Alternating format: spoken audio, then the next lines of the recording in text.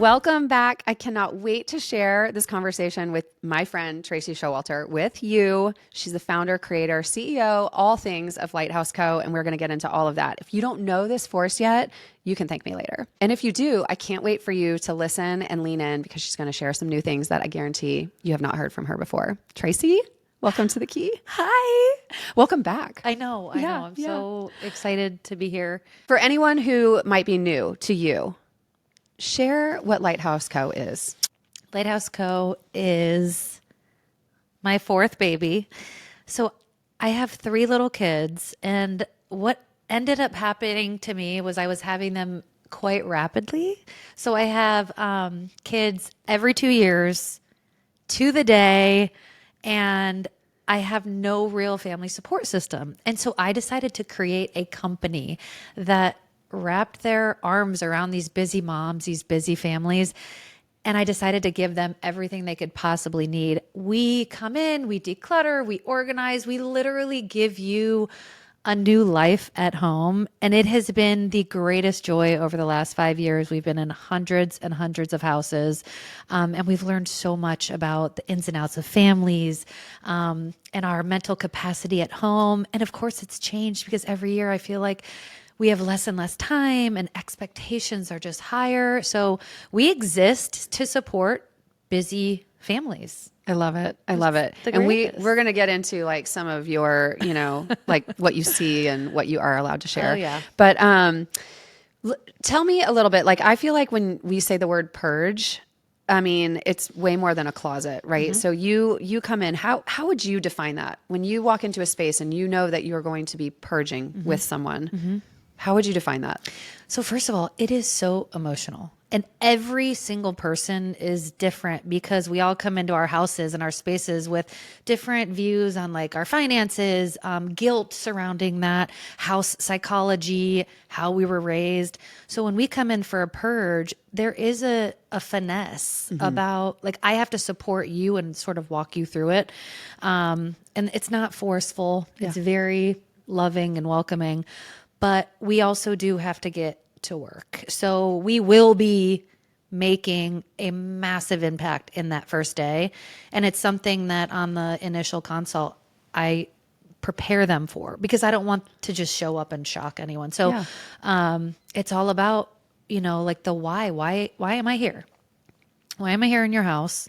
What do you want to accomplish? And we can't just organize piles of junk. We really do need to get through the minutia, the stuff that you haven't grabbed in 6 months, sometimes 3 months, a year, the things you're holding on to because you are a size 12, 10, 8, 6, and 4, the maternity, there's just, you know what I'm talking about. There's so many things. Yeah. And so we will walk them through how we do it. We have a very easy, streamlined process we call EPCO. Every single client does that.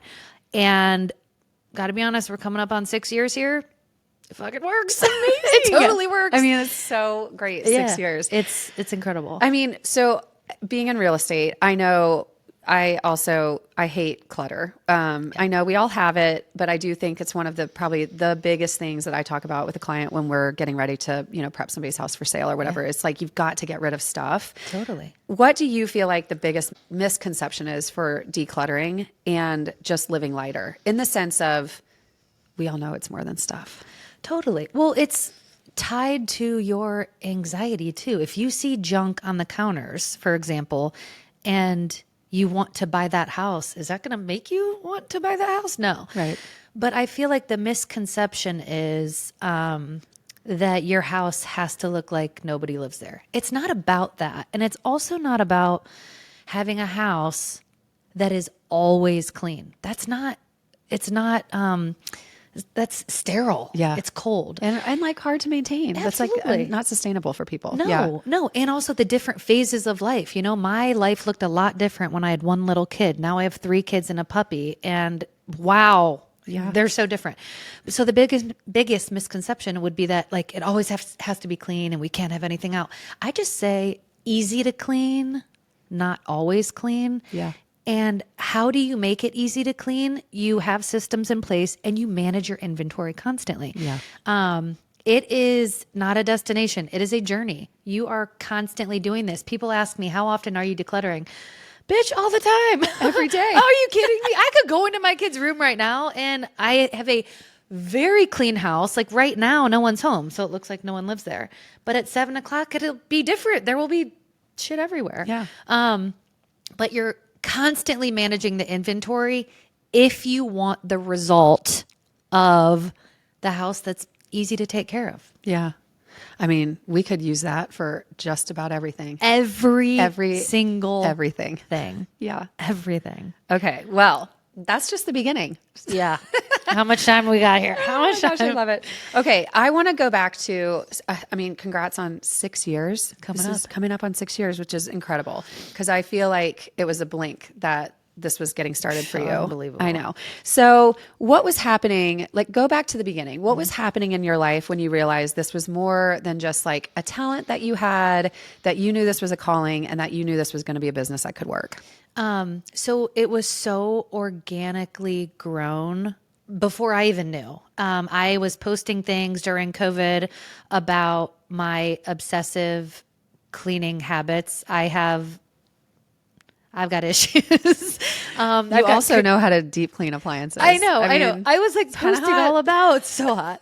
I was posting about deep cleaning, like front load washing machine filters, and they were moldy, and taking apart Dyson vacuums. Like it was a time in my life. It was a time. And I had little tiny babies, right? And just the decluttering and being at home all the time. My husband was working from home. I had 3 little kids at home.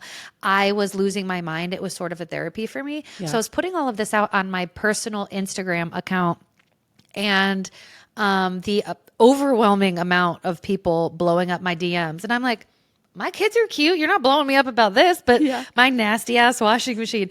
People came for that content.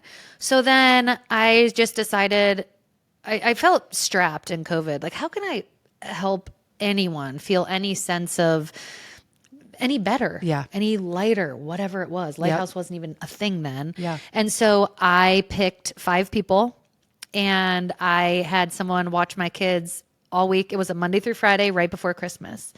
And I was like, for free, I'm coming to your house from like 8 to 5, and I'm going to essentially like be your Cinderella bitch. And I did. It was pantries and fridges and washing machines, dishwashers, ovens, you name it. I did it. And I put my feet up. I remember we went to this like light show in your car on that Friday night, and I almost fell asleep. I was exhausted, but I felt incredible.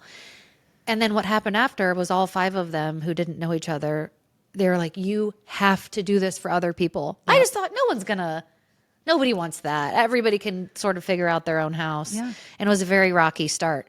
But that was the origin of it. And we went to Florida a week later, and on the way home, I decided to post something on Instagram. Like, I don't know, I might be starting a company. Never thought anything would come of it. Yeah. And now I can't go anywhere. They're like, are you Tracey at the Lighthouse? Yes. Are you the Lighthouse lady? Yes. I'm like, oh gosh, I look homeless, but my house is on point. I mean, so at what point did you know though, like once you were in people's homes, and I mean, what made you be confident that somebody was going to pay for this? Was it those 5 people's reaction? Did that help? It was, but like, I can't sit here and lie. Like, I still have doubts about, I'm still like, oh, even though it's like thriving and successful, I'm still like, well, am I going to run out of clients? Like, is it, you always, I mean, we're stacked through until like March, but I don't know. I still have these doubts. I think the never having to pay for marketing ever, and hearing the clients who work so closely. I mean, this isn't like, hey, I'm going to show up at your house and you're not going to be there. And the clients that we work so closely with and we're so tied into, them telling their friends, their family, their neighbors, their teachers, their sisters that you cannot live without this service, that really opened it up for me. Yeah. It's awesome. Okay. How did it get its name?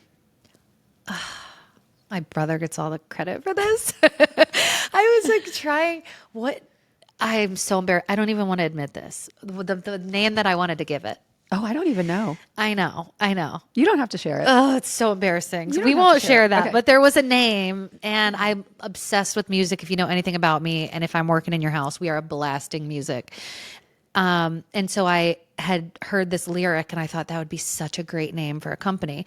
And my brother, who's like Mr. Entrepreneur, half of you know him, we were just kind of brainstorming it, and he came up with Lighthouse. And I was a little nervous because there's like a behavioral therapy here.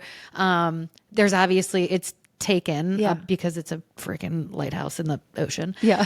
But also, here's what I'll say: our grandmother is a watercolor painter, and her pictures are all over my house. So, and as soon as he said it, I was like, and our grandfather was a sailor, and so the meaning of lighthouse, because I never just wanted to go into people's houses and be like, I'll do this for you and then see ya. I wanted to teach people. I wanted to bring them along on their own journey in their own house with their own daily habits. Yeah. And so lighthouse is sort of a beacon of light out in the ocean. It's like a guiding, ships home. Yeah. And so the double entendre just felt so right. As soon as he said it, Yeah. I was like, of course, Jay. Jay came Way to go, through. brother. Thank you, Jay. Props, high fives. It is a great name. And I do love that you are helping people understand that living lighter is actually a possibility. Totally. But you don't have to go it alone, because that's what I do think. I think people, they just get paralyzed. So you Absolutely. being that source for people, you are the source of light. Totally. I mean, Okay. A client texted me this morning, and she was like, I finally realized that it's okay to ask for this type of help. And she's a repeat client. She's been with us about 4 years. But yeah, it's just that validates more about what we do, because you can all do it yourselves, but you're not. Yeah. And when you do, you're mad about it and it doesn't feel good. And the same way that you outsource getting your nails done or your hair done or somebody walking your dog, what's the difference? Yeah. It's okay to say, look, I just can't manage my house. It's okay to say that. Yeah. And I love when people realize the meaning behind the name too. They're like, oh, lighthouse. Oh, I get it. You Like see less that. is more. Yeah. Oh, okay. I get it. Yeah. So I it's love just that. been such a beautiful journey. We've met so many incredible people, and we have the best team. And Well, okay, perfect segue. Let's talk about it. So when you started this, it was you, and you have now grown to paint the picture of what your team and company look like now. my work wives, literally, now that I look back, I think I cannot believe I did this by myself. I did have somebody temporarily during COVID helping, like just with the appliances, because I just couldn't figure out how to manage it all with the kids. I actually ended up putting my son like back in daycare. I mean, there was a lot going on, and I tried to get a nanny. But anyways, now that the kids are in school, so Abby has been with me for 3 or 4 years. Oh my gosh. Feels like forever. And if you know her, you love her. She is a goddess. She's amazing. She is like I'm tougher. I'm like Italian. I'm like, oh, we're going to do this. And Abby's more like, well, what if we did? She's kind of like the yin to my yang. Yeah. She's such a workhorse. She's incredible. I think everybody likes her more than me, to be honest. And I don't blame Good them. hire then, girl. I Good know. I hire. was like, I do too. And like her family and her boy, everything about her. And then now we have Hallie too. Hallie's been with us coming up on 2 years. And she texted me this morning that she's like so excited for us to get back to work next week. She's like, you're never getting rid of me. We love what we do. We love our clients. We have a fourth in the wings. Nice. It's exciting. Plenty of opportunities. So yeah, we're just thinking about how to like bring her on. And yeah, but I gotta be honest, because everyone's like, oh, do this and have all these people and franchise. I love that we're small. I love that you know what you're getting when we're coming into the houses. Yeah. You know us, you love us, you trust us. That's the best thing. I don't want to just send randos. It's just a very, it's a family feel to the team. It's personal. Yeah, it's really personal. Yeah. Well, and I think, even you just being okay I feel like it's very easy for people to give their opinion, say what they think you should be doing, and in all facets of your life. But for you to be okay with like where you are doesn't mean you aren't like looking at things or dreaming about things, but it's okay to be small. Like, and I don't even think you're small, but for you to stay like local for the moment. I mean, I know you travel and you'll do things other places, but I love that. Like, I think there's permission in that. Anybody who's listening that's like thinking, oh my gosh, I have to scale to be successful. Yeah. Do you? Maybe not. That's such a great question too. Yeah. And I used to get a lot of backlash because I don't work in summers and then also the whole winter break. And I understand that some people view that as like a privilege, like, oh, it's such a privilege. It's more just that my priority is my family and my kids. And I left like an insanely successful corporate job to stay at home, and then COVID hit and this all happened. So, you know, it's not all roses and petunias, and my husband's not a bajillionaire and we have no family help. It's not that, but it's just like, it's okay to be small in certain times when your priorities are elsewhere. My first job is them. Yeah, absolutely. These 3 kids, and like, that's a personal choice and I understand that, but it's definitely okay to be small and to stay within your limits, because I know if I took on any more, I would suck at what I really want to be good at, which is just raising these 3 little kiddos right now. Yeah. I do think there's so much in that where if your values are aligning with what you're doing, those things become easier for you to put in place, right? Because you are working in alignment. Totally. I also think it's really admirable to have boundaries on, and some people won't like it, and it's okay. But I think it's something that I've been personally trying to work on too, is, you know, when you let your business take over your life, that there is a scenario where that can look really successful in the sense of like, if you're doing really well and it looks like everything on the outside is great. And I've done that, but it didn't bring me quite the joy that I thought, right? Like, that's not, more doesn't necessarily equate happiness. And so I think there is that, like, even though we're not even talking about the stuff in somebody's house, this is all related to it's like the core values of what is important to you. So I love that you are willing to put those boundaries in place, and your business can thrive with boundaries in place. Absolutely. Yeah. And like thrive in the way that I want it to thrive. Cause even thinking about that, you know, there could have been pictures of you out there like smiling and all happy and we're doing the things and it looks like this big thing.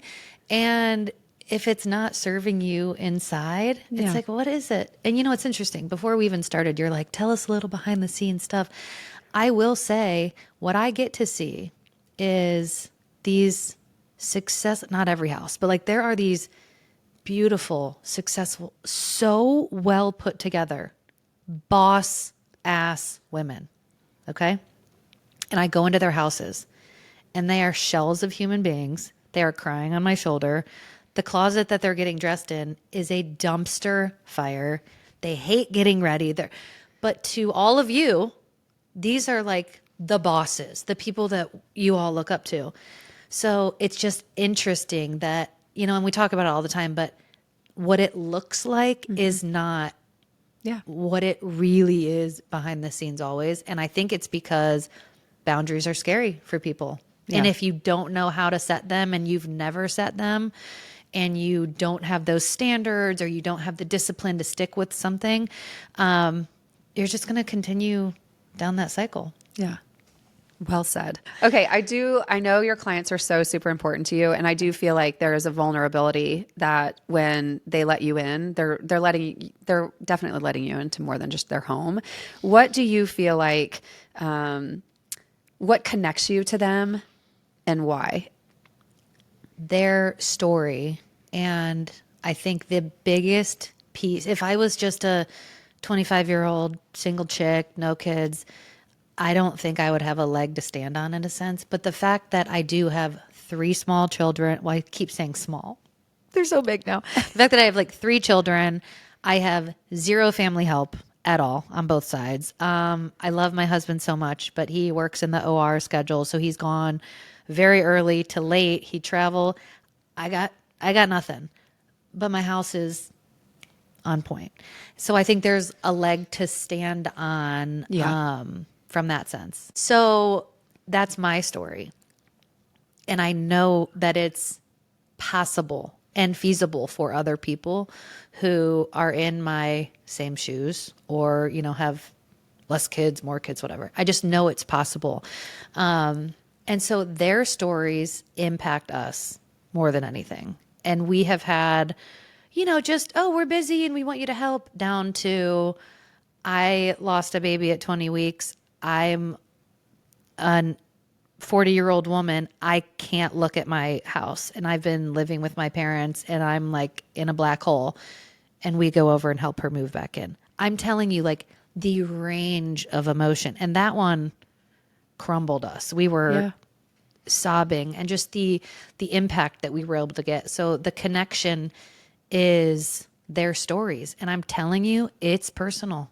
It really is. This isn't a transactional thing where we just go in and move some clean stuff out around your silverware drawer and leave. That's not what it is for us. There are plenty of, consults I have where I don't get that feeling with people, and I send them on to, someone else who's going to do it differently or organize their piles of junk. But for us, it's personal and really getting rid of a lot of stuff. Yeah. Habits, mindsets, silverware. Yeah. Dishes and the things. All the things. All right. Okay. We're going to go into, I want to talk about, this is I feel like I've recorded some things about like embracing failure, because I feel like nobody really actually even wants to say that word. And it's like, why? Like, let's just make it a little bit more normal. So I do want to talk about like biggest accomplishment and biggest failure. So you have created something that has become very successful in a very short period of time. And if you look back in that period, what do you feel like is your biggest accomplishment? So, and I think we touched on it a little. I think just being able to be as authentic AF from day one. And the highlight of my entire lighthouse career is when I show up at people's houses and they're like, oh my God, you're the exact same online as you are in your house. Yeah. I am who I am. I'm not for everybody, and I know that, but I am who I am. You see what you get what you see, whatever that saying is. Yeah. Can edit that out. You get what you see. What does that say? You get what you see. You get what you see? Get Or what you whatever. see. I don't know. You see what you get? No, I don't even know. It is, though. It's like that is what you're getting. And I think, the growth and whatever has happened in all these years, just being able to stay rooted in that. I still know that my purpose here, my kids are like, oh, you're a cleaning lady. I'm like, okay.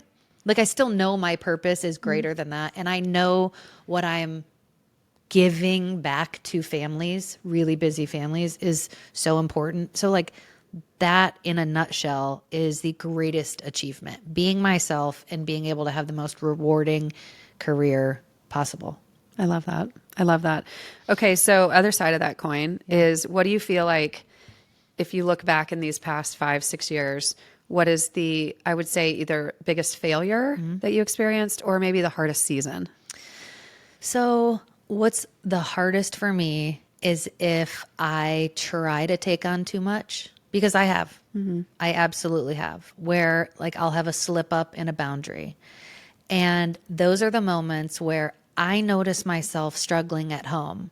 I'm short with my kids, and then I beat myself up, and I'm guilty about it. And I'm a bitch to my husband, and I'm not sleeping. And I mean, the stress just eats away at me. Yeah. And so in those moments, I just know that I have to like find my discipline again and get back to like, what am I doing? And if it's only working one day that week just to get my life back together, then that's what I'm doing. So yeah, I do have those slip ups every once in a while, and it affects me personally. So just being able to take a step back, and have that insight of like, why does this feel gross? Why does this feel differently? Oh, because I said yes to those 3 extra people, and now we're working, 15 days in a row, and they expect this. And so those are the really hard parts. I'm thankful to say right now, I'm not in one of those. We're smooth sailing. Well, and okay, this is cliche, but we learn from those things. Absolutely. This is, I feel like I talked to my teenager about this. It's like you cannot be afraid to get into that situation, but you've got to be willing to like look at it and then learn from it. Like really learn from it. You have to. You have to, because, it's not going to be your only failure. It's not going to be the only hard season, but hopefully you can figure out like, ooh, this felt weird, or oh, I noticed I was doing X, Y, and Z. I don't want to repeat that. Yep. Like those are all the things. That's how we get better. It's just, it's how we get better. It's how we grow and how we get better. I think the problem is that people are like, the story that they tell themselves is, I'm too busy. I don't have time. I can't do it, blah, blah, blah. And they're just like a train track, just off the. So like, when do we sit down with ourselves? I'm not saying you have to like look in the mirror and be all hippy dippy. Like, when do we really sit down and take stock of what's inside? Like, how did that feel? Why am I feeling this way? And then my therapist, who I love more than anything, she always says, how are you going to do that differently? It's a great question. And I just got full goosies head to toe, because every time she says it, it's very thought provoking. It's like, what? You're right.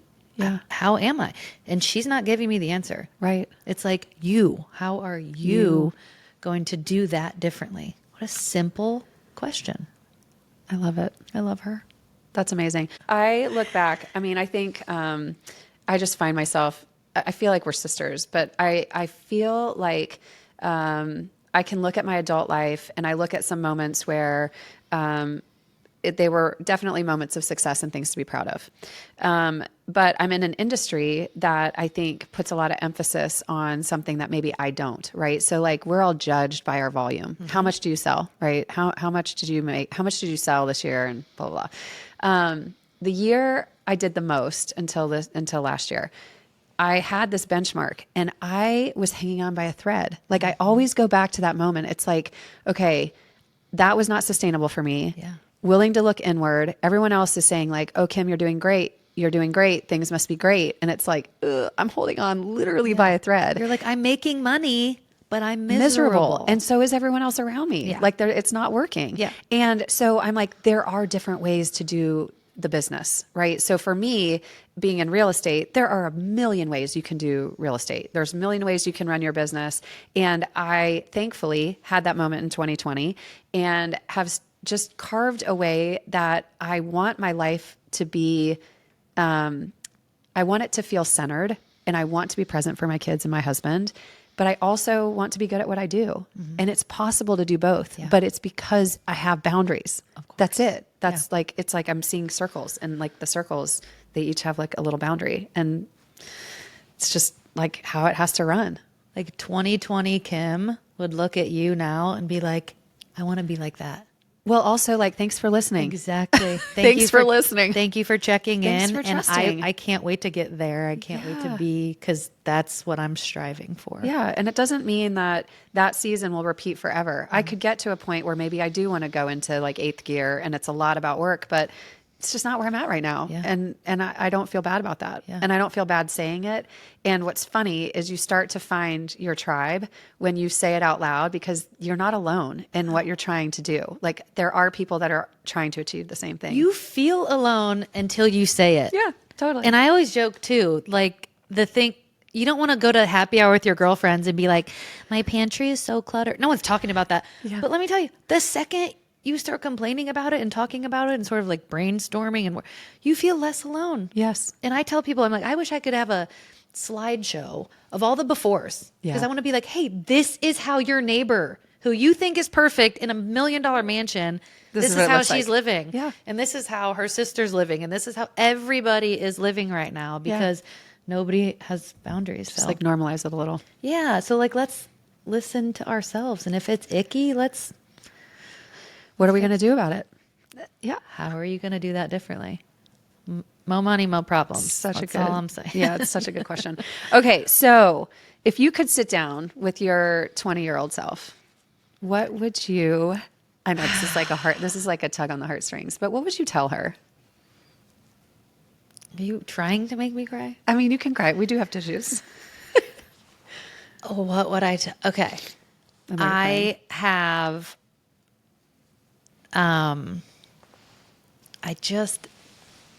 I've talked about this openly on some other thing. I just have some childhood stuff that I've worked through actively. It's not a destination either. It's not like, oh, you work through it and then you're done.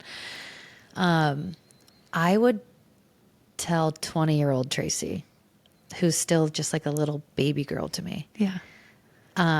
I really just want to tell her like, it's going to be okay. And I know that sounds so vague in general, but she went through a lot in the next couple years after that. And she made some really hard choices. And she got to a really, really dark place. And then I met Mark. I'm not giving him all the credit. But, you know, like I look at him and I'm just so proud of the life that we have built. And it has been incredibly hard. Yeah. And we've done it. And I look now at like family pictures of us, and sometimes I'll just randomly send him a picture of like our family. I'm like, we have built this incredible family pretty much by ourselves. Yeah. And we've made these decisions by ourselves. And we've had naysayers and haters, including inside of our family. And the boundaries are up, and we just stay the course. So yeah, little 20-year-old Tracey, you are going to be able to give back to the world. You are going to be okay. You are going to have a beautiful family, and you are going to be able to spread light to everyone. And I'm so proud of you. I did it without crying. Okay. So now I was like, oh my gosh. Oh my God, that was so beautiful. Okay. I knew that was going to be a hard one for me to ask you. Oh, you. I know. Sorry. You're so great though.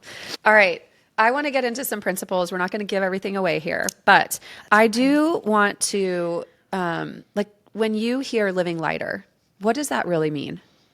It means Like it's not stuff, right? No. Like what does living lighter mean? It's a lot of stuff. I mean, it really is like having less stuff to manage because your entire Target order when you get home, like where's it going? And, you know, it's a lot of money, and are you replacing things, whatever. But it's also owning your day, owning your minutes and your time, because you can't do it all and you're trying and you're failing. And so I think that's what living lighter is. It's the principles surrounding your seconds, minutes, days, and then the discipline, like what you actually hold yourself accountable for. It's really easy to quit when no one's watching. Really easy. Because it's like, nobody knows if I didn't show up to the gym today. No. You know, and that has a lasting impact. And so I think it's a big vortex. It's not just one thing, the living lighter, but you know, those boundaries, because if you take on too much, that's heavy. Yeah. Your stuff isn't, you know, the only heavy. Yeah. What is one truth you wish everyone understood before they start the process of, let's just say, decluttering? What do you wish one principle, one truth that they understood? Like, are they going to cry? Is it going to be really hard? Are they going to feel better? Like, what is the truth? Well, I'm going to take two. You said one, I'm giving you two. Number one, well, yeah, it'll be hard, all those things. You will immediately feel better and wish that you would have done this sooner. That is 100%. And you can look at all of the reviews. You can call any client. I would bet the farm on that. You will instantly feel better. The other thing, when it comes to it being hard, I just wish the truth is, I wish they could know the money has already been spent. Okay. So we cannot feel so guilty about all of that right now. It's got to go. And usually I allow people, I'm like, one big giant cry, one big giant purge, permission to just get it out of your space. Yeah. It's like economics 101. It's a sunk cost. It's already been spent. And then please, and I'm begging you, please feel guilty before you bring more stuff in. Don't feel guilty getting rid of it. Front end that guilt. That is a hard truth. What's your you say you have some sort of like one in, one out. What is your system like in your house? Like, what do you do? Like if you're bringing something in, are you getting rid of something? Yeah. Or it's already been gotten rid of and then I live without it for a little bit. Yeah.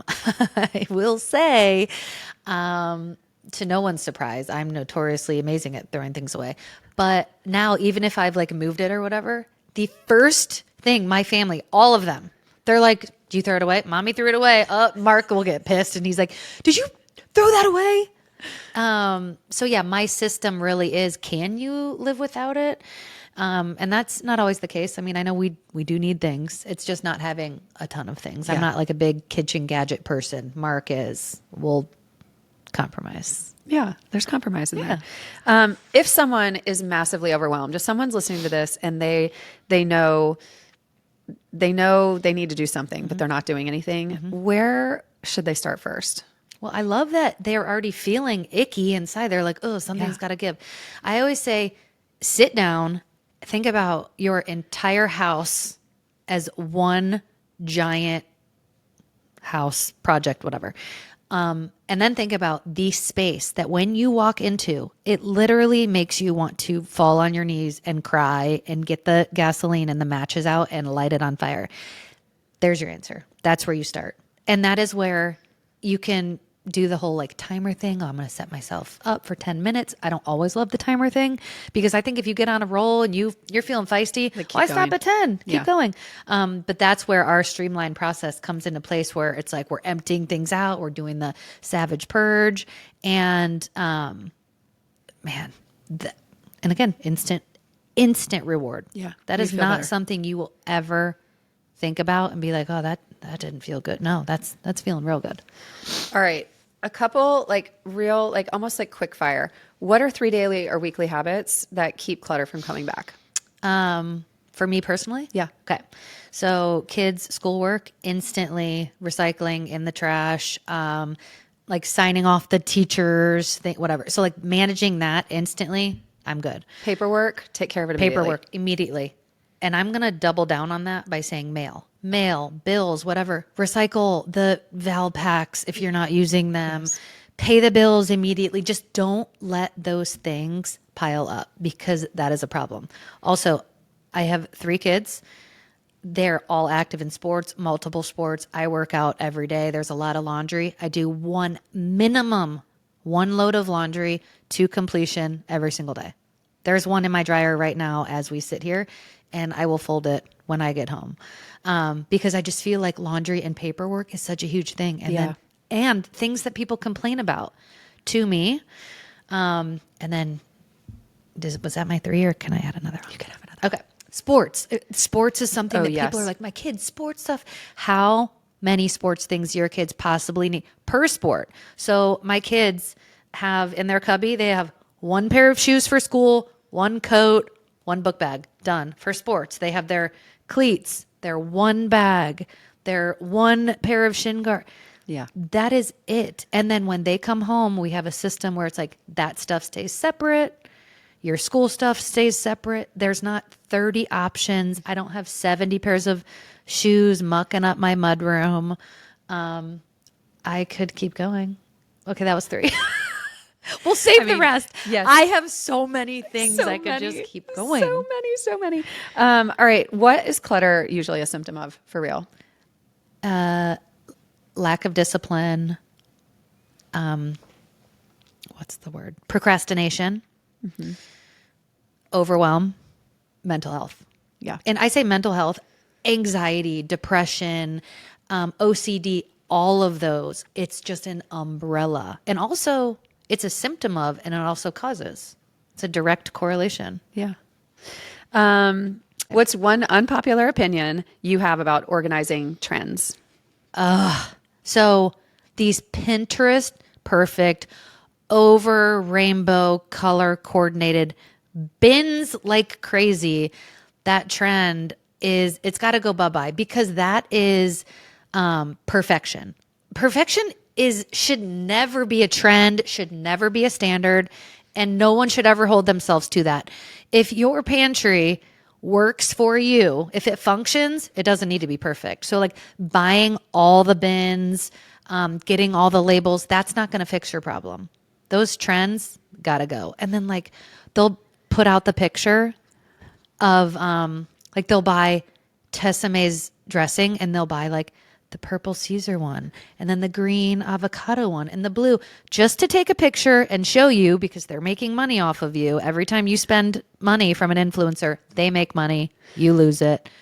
That trend's got to go. Next question. Love it. Okay, let's talk about the event we have coming up in February. Oh, I cannot wait. Okay, I live for this. Yes. So Tracey and I feel like in both of our careers, we see I think we see similar things, but it's also the connection to the client, right? It's so important. So helping busy moms is something we both love. And so this is what we're doing February 11th. So please join us if you're in Columbus, the link is in the bio. So we're hosting this. What do you feel like if somebody's like, ooh, what is it about? What could somebody expect? I think the biggest thing would be, we all feel alone in our silos, right? We don't have villages anymore, is being able to sit with a room of women who are all struggling with the exact same thing and being able to leave with action items that we can actually do in 2026. Like I put a reel out the other day and I'm like, look, that thing you didn't do in 2025, like just get rid of the excuses. That's what we're here to do. It's a little tough love. It's a lot of soft love, but we want to talk about it and we want to hear what's happening in your house, and we're going to tell you what's happening in our house, and we're just going to be open and vulnerable. We're going to drink a little wine, and we're going to have the time of our lives in February when it's typically like the winter blues. Yes, like we need something to look forward to. Yes. But I really, the whole thing is helping you guys thrive, right? Yep. Helping you guys thrive. It's not something that is going to cost money. It's not something that we feel like what you learn there doesn't necessarily have to cost you money. We just want you to walk out of there knowing that there are some ways that you can make improvements immediately into your life and integrate things and systems into your life that hopefully will make your life feel a little bit easier and lighter in 2026 and beyond. Like we don't want it to only be like just for this year, but we want to share with you our tips and tricks. And so we want you to be there. Please be All right. there. Give us one peek. I mean, you kind of like already gave us some, but a tip, a tool, something somebody could bring into their life in 2026 that's going to be a game changer. I just think it's not like a tip or something they could do. What I want people to really think about is that internal monologue, the internal, like when your brain is a little scratchy and it's like, what is it? Because what has been happening since COVID and before that, like we're just like, oh, whatever, it's just status quo. Oh, it's just getting harder. Oh, it's because I had another kid. Oh, it's because work this. No. Something else is in there. And it's not like we're getting more time in our day, and it's not like we are having less responsibilities. So that inner monologue, I really, that's what I want to dive deep into, is that psychology piece of it. And it's not feeling good, and it's affecting every ounce of how we parent and our marriage and our relationships and our friendships and our families. That's what I want people to not attack. That's not a great word, but really pay attention to. Yeah. Give it some time. Give it some space to actually listen to it. Yeah. Love that. And it's going to be fun. So, oh my gosh, just join us. It's going to be so fun. Okay. Lightning round. I have a quick fire of Columbus things, but I want a lightning round, like just fun. First thing you think of. Okay. 3 things you'd purge from most homes immediately. Oh my gosh. Only 3? Top 3. Shoes, papers, sports things, clothes, stuffed animals, kids' toys, books. I can't. Okay. Stop. That's good. All right. I couldn't breathe. What is one item people keep that makes you internally scream? Old clothes. Old clothes. Maternity clothes. They're done having babies, but they think they're going to gain weight. I'm like, girl, you're snatched. Let's go. Get rid of it. Enjoy the good body. All right. Most underrated place to declutter. Under a sink situation. Okay. Bathroom, guest bathroom, kitchen, an under sink, especially if you can get those like adhesive bins on the side to like open it up and like let it breathe for you. It's like, I'll take the garbage out. Boo. There's my garbage bag. Make it easy. So easy. I did reorganize my under kitchen sink, and it's like only the necessities are under there, and it feels so good. I just helped someone up in Cleveland do it, and then we did one here. It looked like Lazy Susan's, and now like they're sending me pictures. It literally just has. I mean, I should send you a picture. You'd be proud of me. And plus, like using the vertical space, because a lot of people just dump stuff on the ground, and like you still have a lot. I have to organize. I like to have it in their own little containers, but okay, all right. What about most overrated place to declutter? I mean, everyone's just like my pantry. It's my favorite place to do it, but I think you will get more mental bang for your buck if you're going into like the other areas.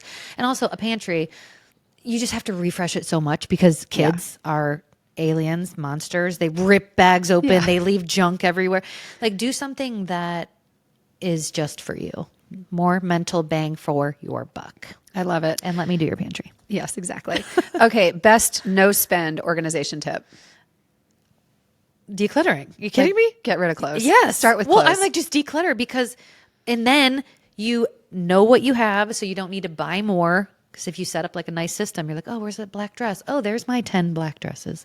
Just declutter. You don't, it doesn't spend, you don't spend any money on decluttering unless you hire me. But what is one thing that you've learned to stop saying, like, just in case? Like if you have a client who's always like, well, I'm keeping that just in case. Do you have a response to that for people? Well, yeah, it's typically like kid stuff.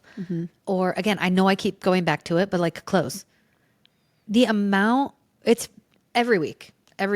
And yes, it's all women because we have just been conditioned to feel a certain type of way. Yeah. It's like, well, just in case I lose weight, just in case I gain weight, or just in case my kids want that at some point. We have a client right now. I'll just say this and then I'll be done with it because I couldn't sleep thinking about it. That she has all of this old, like not great Tupperware that she's keeping for her kids to go to college. Her oldest kid is eight or nine. And she's like, and she has cabinets. And this is a gorgeous Upper Arlington house. Yeah. Okay. And this is an incredible family. And she's like, oh, well, all of that is for when they want. No, they're not taking that shit to college. They don't want it. The same way you don't want the stuff that your mom's calling you about and being like, oh. I'm dealing with it right now as a almost 50-year-old woman. Yeah. My mom has stuff in her attic that she's like, Kim, I mean, should we just throw it all away because it's still in my attic? I'm like, well, don't toss it. But I am going to toss 90% of it. There you go. Yeah. Yeah. It's got to go. Just in case. You don't want that stuff. They don't want that stuff. And I know it's very emotional. I'm not trying to like take that out of it. Yeah. I mean, I cry if I talk about my kids. I love them so much. But yeah, they're not going to want the thing, especially they're not going to want what I wanted to keep for them.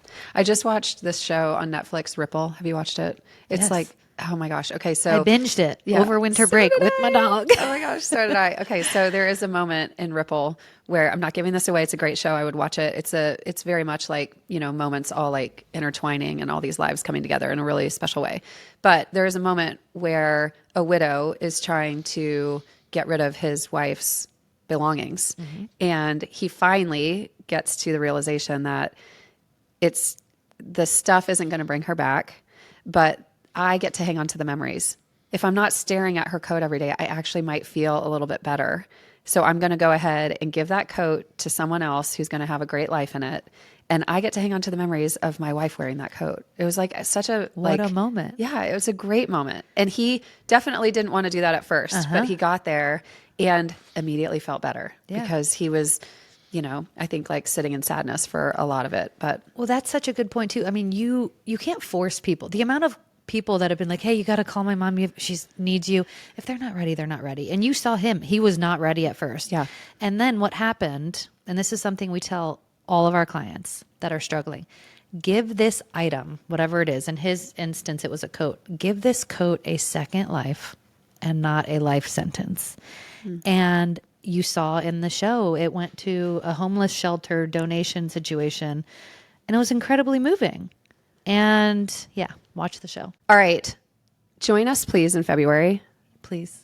And here's the thing. I hope you have something that you can take away from this episode that you really do bring into your life because Tracey's full of this wisdom.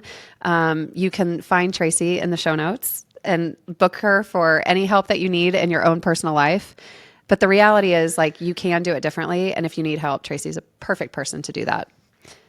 Thank you so much for tuning in. New episodes drop every Tuesday. Please subscribe and share this with a friend so they don't miss the next conversation. I'm so excited to go on this journey with you. And until next time, remember, the key is in the details and the journey is just as important as the destination.